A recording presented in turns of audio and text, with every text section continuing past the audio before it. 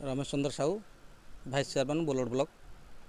आज विश्व छेनापोड़ दिवस जोटा कि आम उत्कलर परंपरा संस्कृतर परंपरा छेनापोड़ आम मूल्यबोध जो कृषिजात द्रव्य यहाँ हूँ गोटे प्रतीक। मु कहबी आम युव समाज गोपालन करंतु एवं आम संस्कृति और परंपरा को रुद्धिमूत करने प्रयास करंतु। आज से दिवस मुझे आह्वान दूँ। मो ना प्रफुल्ल कुमार प्रधान बड़कुमारी ग्राम पंचायत सरपंच बोलगड़ ब्लॉक अध्यक्ष प्रतिनिधित्व करुच्ची।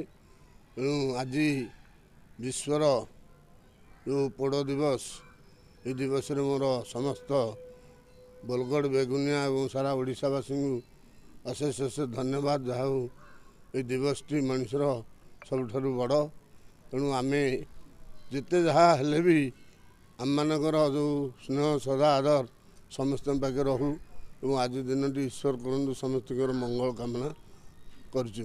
अंचल देखा गले ओडिशा रे नयागढ़ जिले में नयागढ़ हूँ छेनापोड़र महत्व रही और छेनापोड़ सबुठार आदर्य नयागढ़ छेनापोड़ आउ अन्य जगार पोड़ हो कि नयागढ़ छेनापोड़ सबुठ भल से केवल छेनारे तैयारी करती खाद दियंतिनी एवं स्वादिष्ट रही। तेणु ये छेनापोड़ निश्चित भाव में विश्वर प्रसिद्ध अटे।